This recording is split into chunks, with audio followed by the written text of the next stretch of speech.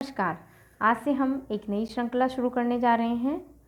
इसमें सर्वप्रथम हम कक्षा 6 से 10 की एनसीईआरटी में जो भूगोल की पुस्तकें चलती हैं उनका मैंने वन लाइनर संग्रह बनाया है। आशा करती हूँ कि मेरे ये नोट्स आपके लिए उपयोगी साबित होंगे।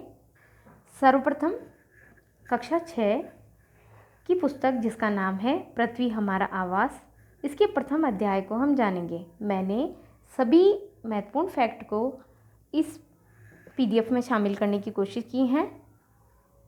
संपूर्ण अध्याय का निचोड़ इन फैक्ट के माध्यम से मैं आपके लिए लेकर आई हूँ।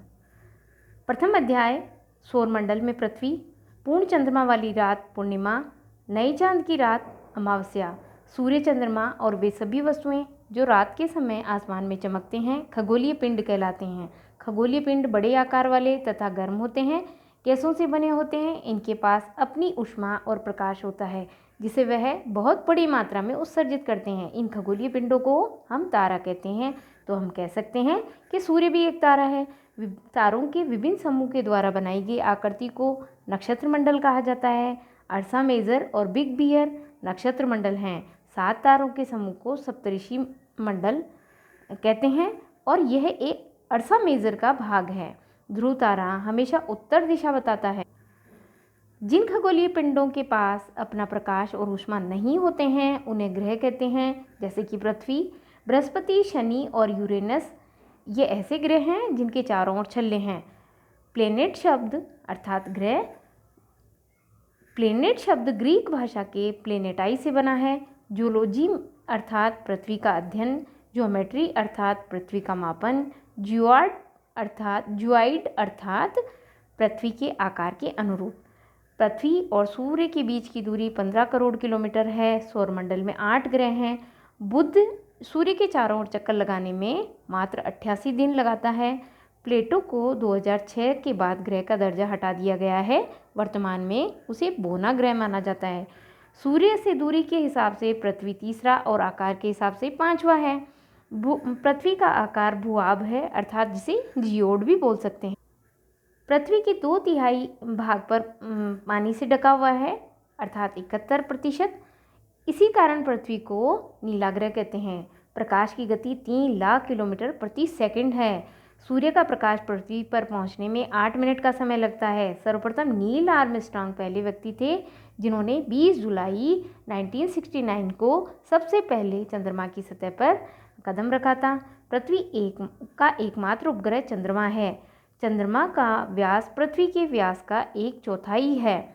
चंद्रमा और पृथ्वी के बीच की दूरी 3,84,400 किलोमीटर है।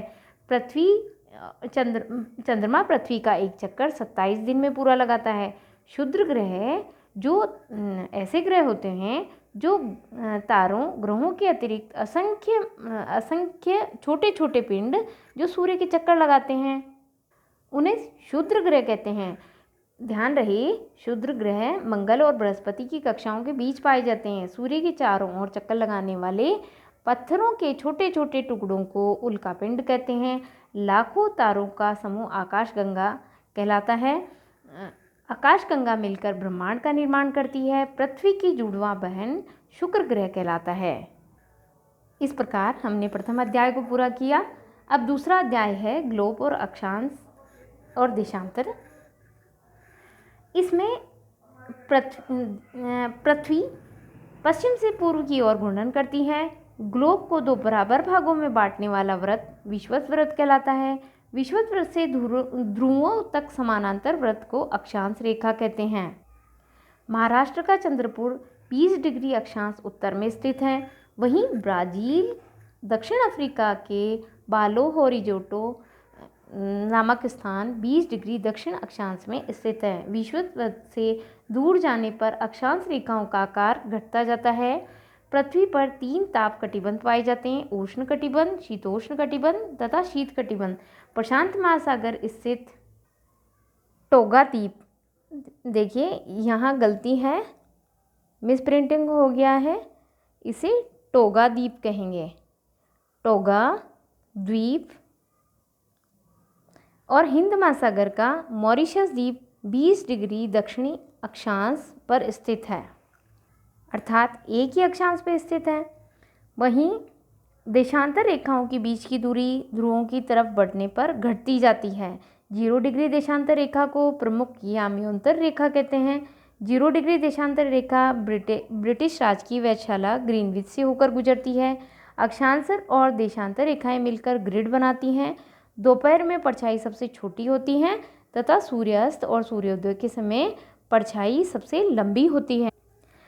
गुजरात का द्वारका और असम के डिब्रू के स्थानीय समय में 1 घंटा और 45 मिनट का अंतर पाया जाता है। भारत का मानक समय 82.5 डिग्री पूर्वी देशांतर है। भारत का स्थानीय समय ग्रीनविच से 5.5 घंटे आगे है। रूस के समय मानक 11 हैं। पृथ्वी को 1 घंटे वाले 24 समय क्षेत्रों में बांटा गया है। प्रत्येक समय क्षेत्र 15 डिग्री देशांतर में फैला है। इस प्रकार हमने दूसरा अध्याय भी पूरा किया। आपको मेरे नोट्स कैसे लगे मुझे ज़रूर बताएं। धन्यवाद।